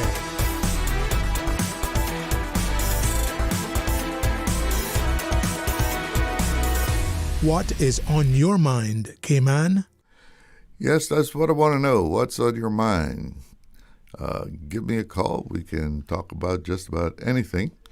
And as I had been talking about, the first year of the government, it's actually a year and 2 weeks now. Time flies. Gosh, I mean, it seems like, the election was just yesterday. But here we are, a little over a year later, and the government has had a very busy one, and moving some very impactful immigration. Of course, the big one probably that everyone has known about is the Immigration Act, which has changed a lot of things. And hopefully that is, going to open up pathways for Caymanians to move forward in the upper echelons of, especially like the financial services. Of course, that is our premier industry, right? So that's where we want to see people excel. And Ms. Julie Hunter mentioned something too about the present government, the National Coalition for Caymanians, is that when they started out together a year ago, they got rid of the silos, and of course by what we're talking about, the silos is that traditionally, historically, Caymanian governments have always operated with silos, like education is in this silo. Immigration is over in this silo. Nobody knows what the other one is really doing, no coordination. The minister runs their silo the way they want to run it. They broke down the silos so that there's more coordination and knowledge, information being passed from one to the other. And I think one of the great things that has happened out of that is their intent of when we send Caymanians overseas to study, there's now data available as to how many Caymanians do we have studying accounting, studying subjects in the financial industry in general, business administration. That is all there. And so when work permits come in for positions, the work office can actually have access to information as far as what Caymanians are studying abroad, when we can expect them to be returning. If you've got someone graduating, right now and should be returning to Cayman as a qualified junior accountant, and you get a work permit for that, well, maybe because that person is in the UK or in Canada, in the US, they have not actually applied for that job as yet. But the people approving work permits know that, hey, this person is going to be graduating in 2 weeks. That's a potential candidate. So let's not just grant this work permit now because no one has applied for it. We have a student who will be qualified in 2 weeks. And instead of just granting it, you say, well, hold on. Let's see if we can employ this person who's going to be, finished in 2 weeks. And that has not been the case in the past. From all the things that we have heard, there just was no information at all about the potential for the potential candidates that are overseas and would be coming home and looking for a job, of course. But that is a great development because now we can even do more planning. And I think another important thing to do is to know exactly where the job development is in Cayman. And, the financial industry is the dominant industry as far as income, and any kind of diversity of different jobs. But there are other areas also, and that students are really informed and guided as to where the opportunities are. Sometimes students will strictly go according to perhaps what their liking is, with no idea at all about whether there are actually opportunities in that area. They know they like it. They can get a scholarship for it. What are the job opportunities like, though, when you're finished? That's also a very important thing in someone choosing a career here in Cayman, because Cayman does not have the variety of jobs that you would find in a greater society. In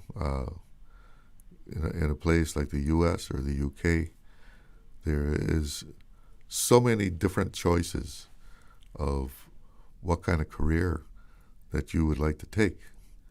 Cayman is more limited. So, you just can't just go, choosing something because, well, I like to do it, right? You have to be practical about things. And how are you going to make a living after you get a degree in that? You get a degree in philosophy. I guess that one doesn't really fly anywhere, does it? A degree in philosophy. I was watching a comedy show the other night, and the guy was taking questions from the audience, interacting with the audience, and he asked the guy in the audience, says, what do you do? He says, I'm a creative producer. He says, oh, creative producer. That means you're unemployed?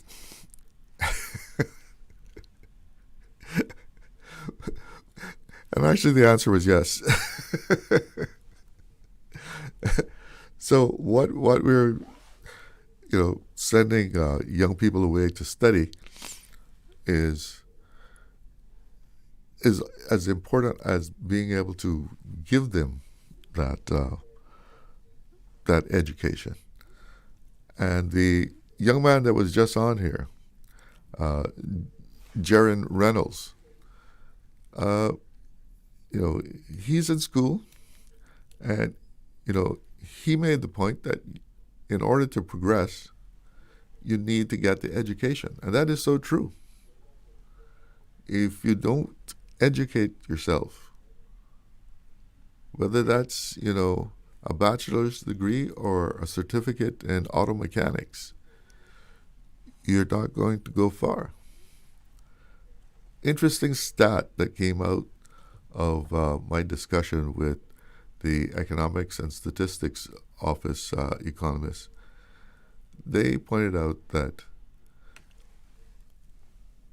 of the unemployed people that they surveyed in their statistics,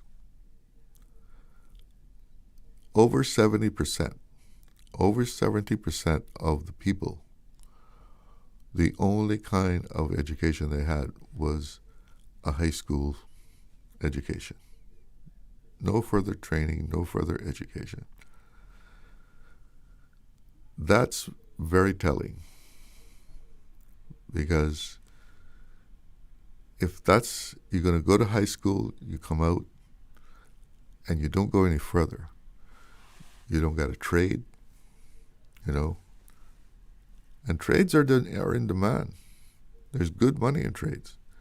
You don't learn to be an auto mechanic, you don't learn to be a plumber, an electrician, or go on to college to get, a degree of some sort.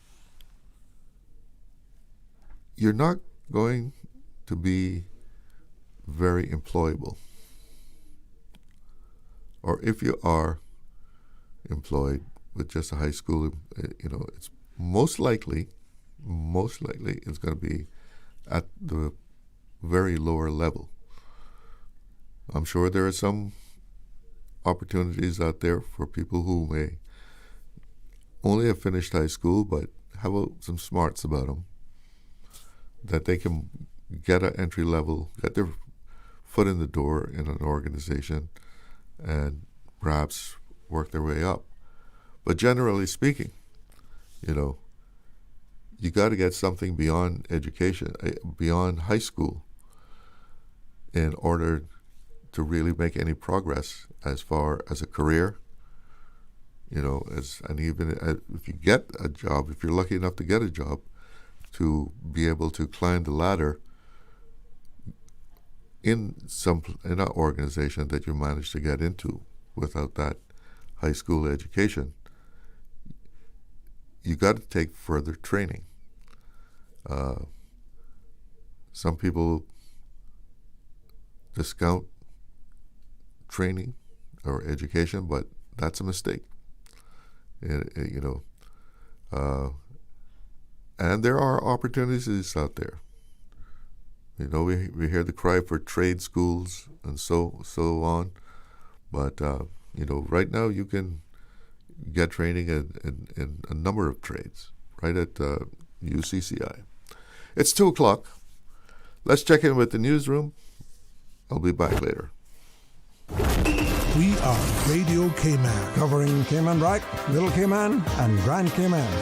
1 in a million. From Radio Cayman's newsroom, this is Headlines.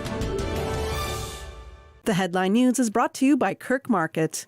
With your latest headlines, I'm Elizabeth Charles. The Cayman Islands Red Cross is marking its 65th year of serving the islands in 2026. Founded in 1961 as a committee of the British Red Cross, it has grown from hospital fundraising to wider community resilience, especially during the hurricane season. Earlier this year, Princess Alexandra sent a letter congratulating the organization on its anniversary that it announced earlier today. In international news, the U.S. President Donald Trump says negotiations with Iran are in the final stages, warning today that without a deal, the United States is prepared to take, quote, nasty military action. He said he came close this week to ordering new strikes but held off, adding he wants, quote, few people killed as opposed to a lot, end quote. Tehran has accused Trump of plotting to restart the war and threatened to hit targets beyond the Middle East if aggression is repeated. Pakistan's interior minister is in Tehran currently in the latest diplomatic push to carry messages between the sides. In other news, a Kenyan court has ruled that parts of the country's Sexual Offences Act cannot be used to prosecute minors who have consensual sex with each other. The case was brought in August 2025 by rights groups on behalf of 3 adolescents. The judge has stayed 2 existing prosecutions involving teenagers, which will not proceed in their current form. Those are the latest headlines. I'm Elizabeth Charles.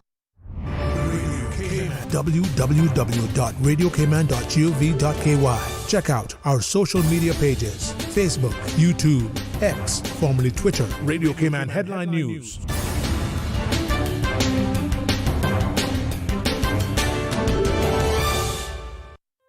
Looking for fresh, healthy food that's full of flavor?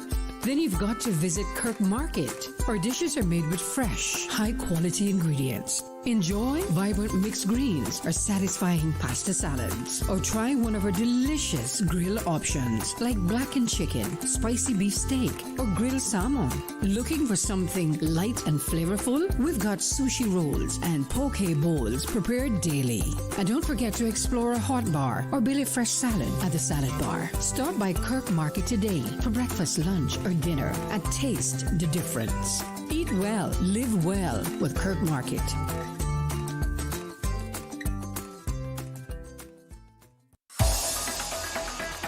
Radio Cayman's Talk Today.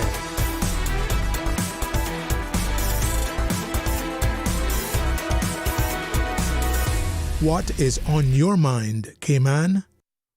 Welcome back, and let's see what the latest weather is looking like. The temperature in here, Georgetown, 88 degrees. It feels like 99, and some afternoon isolated showers are expected. It's that time of year. And the forecast, let's see what we can expect this evening. Tonight, partly cloudy skies with a 30% chance of showers. Temperatures will fall to the low 80s. Winds will be easterly at 5 to 10 knot seas. Slight to moderate with wave heights of 2 to 4 feet. Sunset at 6:54. And I think we have a couple of callers on the line. So let's go to the phone lines. Good afternoon. You're on the air with Talk Today. Good afternoon.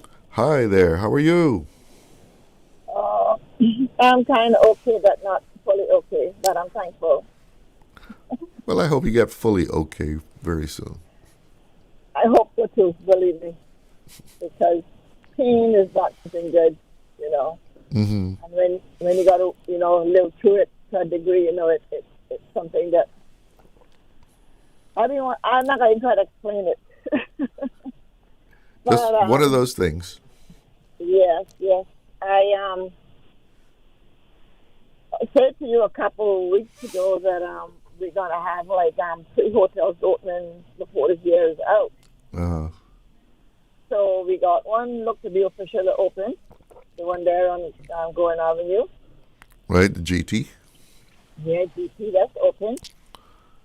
So I'm surprised that opened before that one down by the public beach, but I guess it is what it is, yeah. But I think we called them the opposition was talking last week and again this week in regards to that Grand Hyatt. Mm-hmm. It's too late to talk about that now, as far as I'm concerned. The cows came home before they even put the foundation down, you know. But when that hotel opened,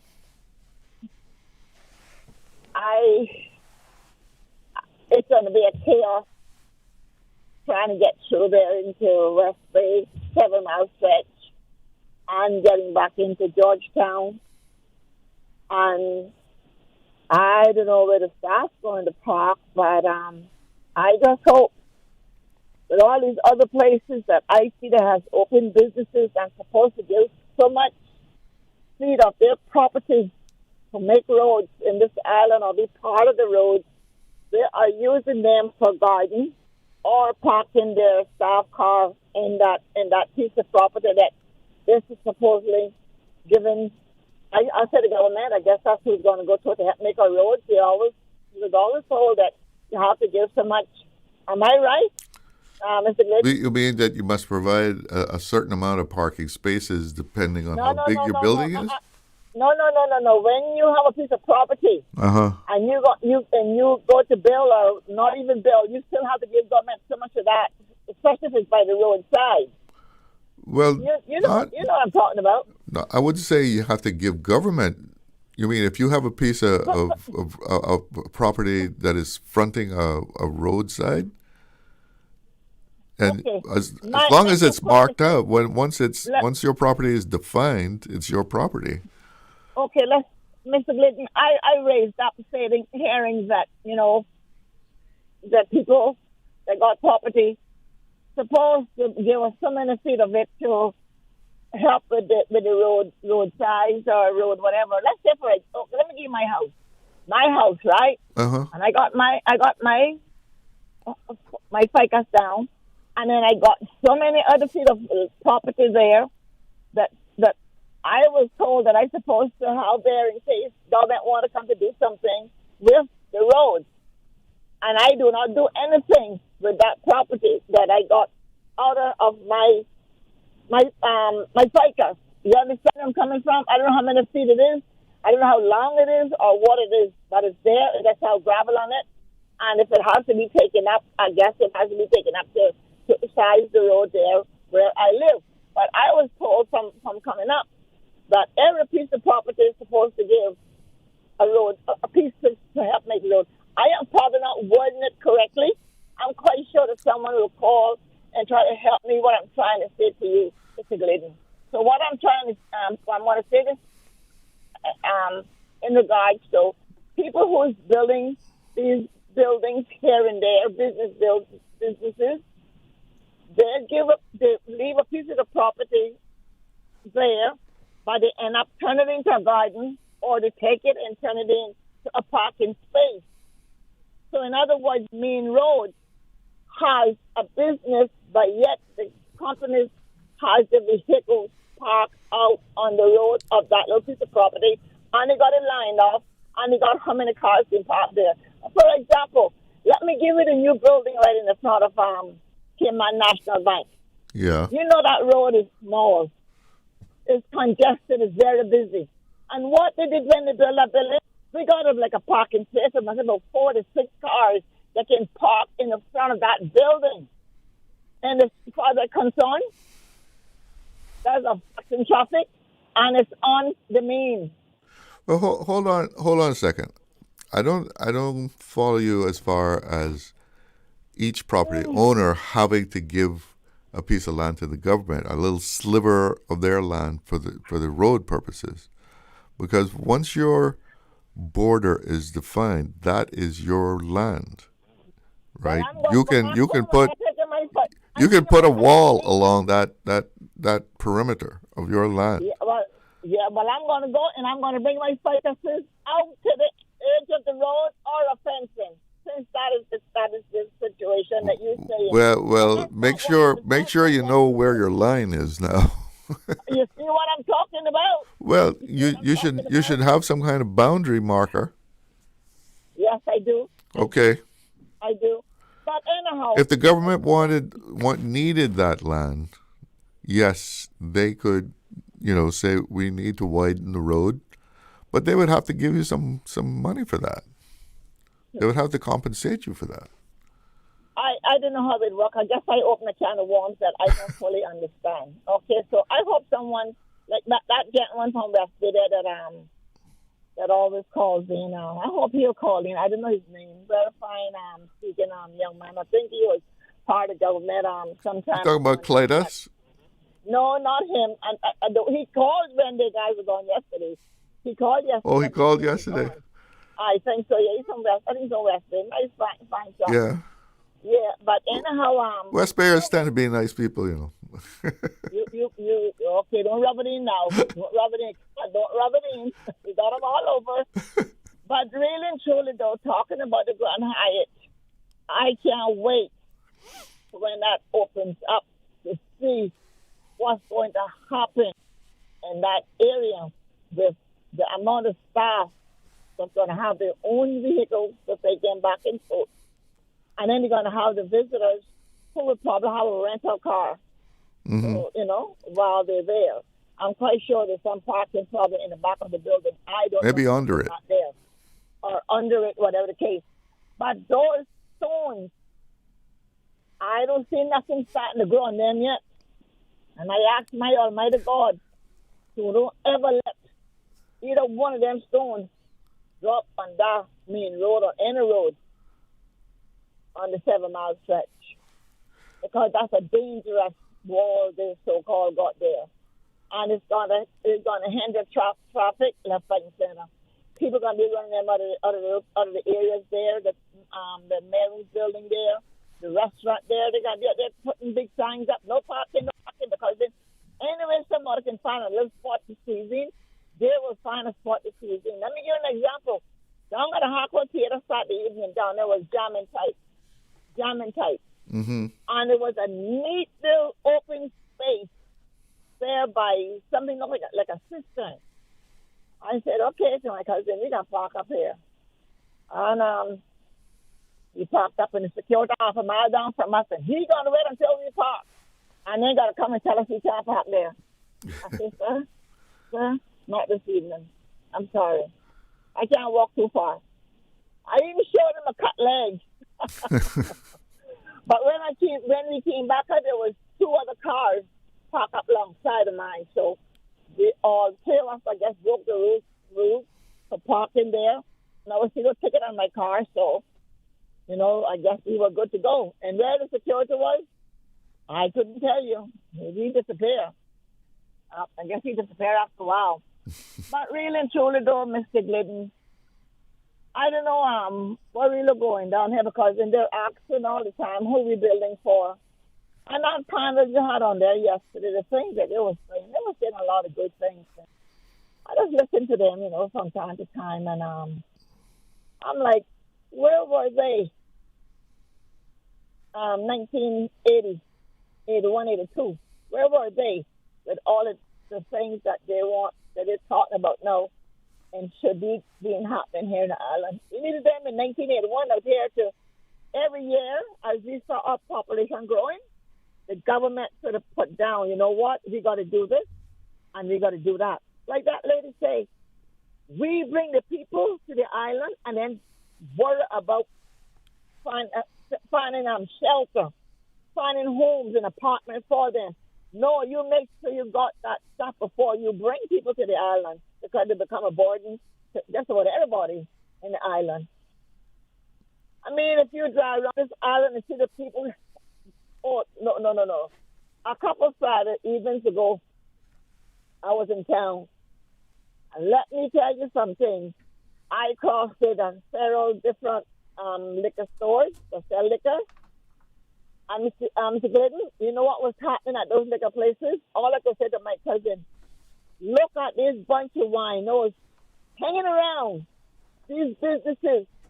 They're dancing and they're drinking, they're carousing at 5 o'clock in the evening. We never had that years ago. These people don't have nowhere to go when the evening comes. Maybe you want to go home because they're probably going to share where they live in.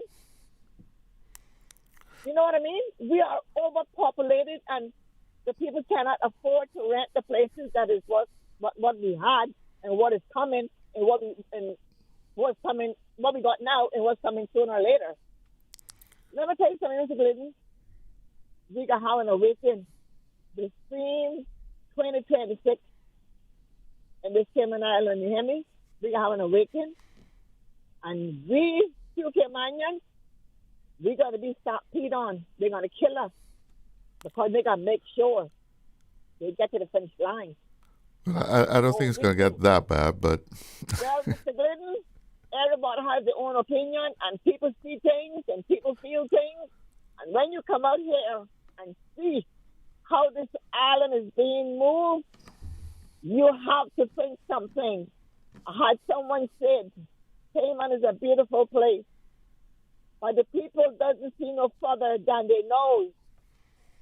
You know what I mean, right? Oh, yeah. We got to go about our nose, and we got to start thinking. You always got to look further than that. But listen, I got to break in on you because I got to take a break. All right? You go right ahead. All right. Thanks for the call, though.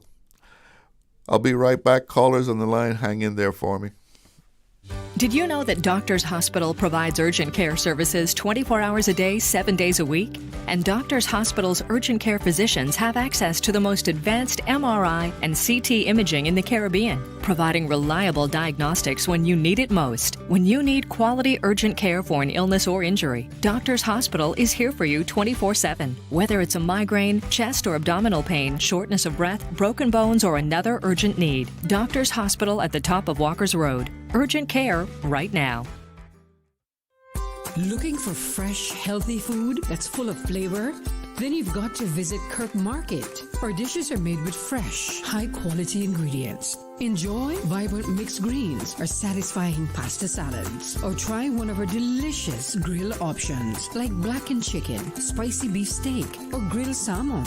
Looking for something light and flavorful? We've got sushi rolls and poke bowls prepared daily.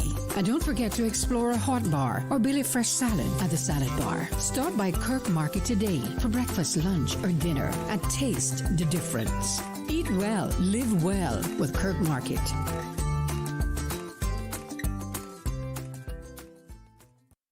Freedom, Cayman Rack. Freedom, Little Cayman. Soft breezes, blue waters, no traffic. Unwind and rejuvenate your mind, body, and soul. Sister Island Staycations, a taste of freedom. Discover all that our sister islands have to offer.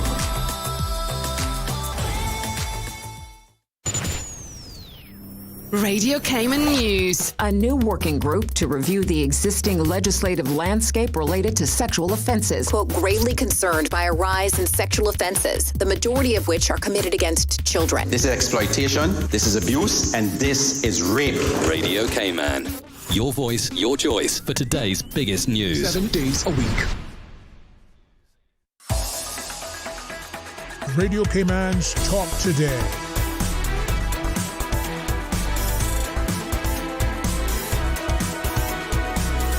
What is on your mind, Cayman? Welcome back. A quick WhatsApp message here. Good afternoon, Mr. Glidden. Help. We, the little poor people here, needs help. One car tire in the Brac costs $190 in Grand Cayman, one for $80. 2 tires in Grand Cayman cost less than 1 tire on the Brac. Lord, what are we going to do? Another one here. Good afternoon. We should introduce our students to the dominant industries and the upcoming industries earlier. Introduce them from elementary level to tourism, banking, computer science, as well as financial literacy. Yes. community service and conflict resolution. Yeah, a lot of people need to learn how to, resolve conflicts in a peaceful manner. Let's go to the phone lines. Good afternoon. You are on the air with Talk Today. Hello? Hello, you're on the air. Yes, good afternoon. Okay. I was talking to a young woman the other day. She said she went for vacation to Switzerland. Mm-hmm. She went for 10 days. And she was talking about how expensive it is. Well, Switzerland is known to be the most expensive place in the world. And she said that a hamburger in McDonald's costs £8. And she was talking about how much a pack of grapes costs, about the same, about £8. And a pack of grapes in the UK probably costs like £1.83. Mm-hmm. But she was saying that the payroll in Switzerland for the citizens is nothing less than $3,000 a month. Well, that's the minimum that they pay? Yeah, that's the minimum. Between $3,000 and $8,000 a month. Oh, between $3,000 and $8,000, okay. Yeah, but as what she was saying, $3,000 is the least. Okay, right. So that's how the citizens are able to survive when it comes to the cost of living in Switzerland. So that's the difference when it comes to Cayman. A lot of Caymanians aren't making that kind of money. And that's the least a Caymanian should make also in order to survive in Cayman. Well, I think 3,000 is a marker as far as getting government assistance and such. Yes. And if the government doesn't control the cost of living, the government is going to have to assist a lot of people. And it's going to come to a point where the government are going to find themselves in some serious difficulties finding the finances to help people. So the government needs to see that Caymanians are being hired, Caymanians are being well paid, that they're able to save for a rainy day. Because it's not, if you're not able to save for a rainy day and the cost of living continues to go up, and then you have pension, you have health insurance that is very expensive, that comes out of your pay every month. And when it comes to getting a raise in pay, that doesn't happen too often at many companies in Cayman. So when it comes to our young people now,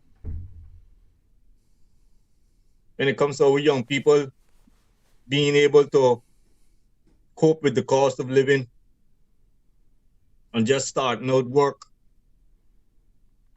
is going to be very difficult for them. And I don't know what government doing with the 300 acres of land they have in East End. They've had that land there for many, many, many years now, and they're not doing anything with it. The government needs to buy 4 or 5 rock crushers like what Beacon Farm has.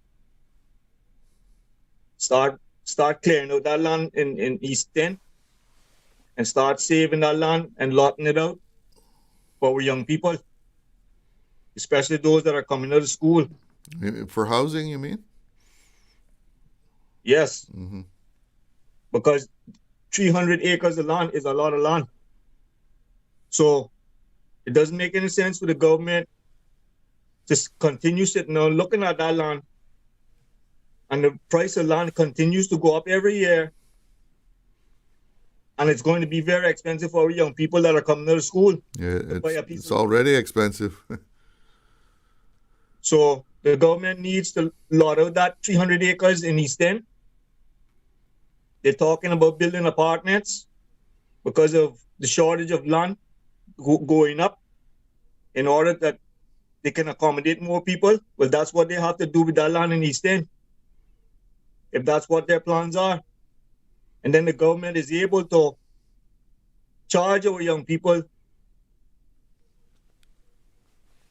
with a lower price than they would get anywhere else, that they're able to have something. Because if our young people have to buy land from anybody else, it's going to be practically impossible, because the cost of living is so high, they're not going to be able to save enough money to buy a piece of land. And then you know what's going to happen then? You're going to have these foreigners coming in then, buying up all the land. Because what these foreigners are doing, even if they're not rich, they're joining together, 4 or 5 of them joining together and buying land. Well, listen, I got to break in on you because I got one caller holding on and I got less than 4 minutes left in the show, okay? But good to hear from you. Thanks for calling. Let's get our last call in here. Good afternoon. You're on the air with Talk Today. It's about time, Mr. Glidden. How are you, sir? I'm all right. And you? Oh, not too bad. Just a couple of comments I wanted to make regarding your guest you had on earlier, Mr. Myles and Ms. Julie and Mr. Panton. Yeah. I think they're doing a wonderful job, and I want to commend them for what they're doing, because they're saying all of the right things that Caymanians want to hear. And I just hope they come true, because no government that I can recall has promised us the things that these gentlemen and ladies are promising us. So I wish them all the best, and, you know, just to make this island a lot better for Caymanians. And, you know, Charles, we've been getting it wrong for so long, right? This country is burning down, and people are coming here, and you telling them to go and walk a dog and you can get PR? I mean, come on. Yeah, they get points for that sort of thing, right? You ever hear more nonsense? Go and walk a dog and you can get PR? What do you think these people that you see walking the dogs doing? You think they're doing it because it's their own free will and that's what they want to do? No, they want something, you know? So it's... I mean, I think they have to do a little bit more than walk the dog, but I get your point. Well, you know, I had to make it sound good. You know, I mean, you know, but I mean, it's reality. You know, it's part of, you know, whatever. But you know, when I see somebody out there walking, I said, there's another one looking PR. And you know, I just hope this government stops all of this foolishness. Right, and they did make some comments regarding it, that they're making a lot of changes regarding the PR. So that is good. So I'm looking forward to hearing it and seeing it. All right, so you give them an A in their first year then. I give them a A+. Okay. A big A+. You know. And I don't think they're gonna let us down, to be honest with you, because I mean, there are people that see what and where this country is going, and we cannot continue to go. You cannot walk a dog and get PR. Thank you, Charles, and you have a wonderful afternoon, sir. And the same to you. Thanks for calling. Yes, I think we can look forward to some more changes that this government is going to be making. they even mentioned health insurance today, that you can look forward to some changes there. Well, it is 2:30 here at Radio Cayman, and that means that's it for Talk Today. Thank you all for joining in here, whether you were just listening or calling in. I'm Charles Glidden. One love. Talk Today is brought to you by the Ministry of District Administration. Explore your history. Explore your land. Explore your sister islands. And Doctors Hospital. Peace of mind is important when life happens. Doctors Hospital. Always there for you. Call 949-6066.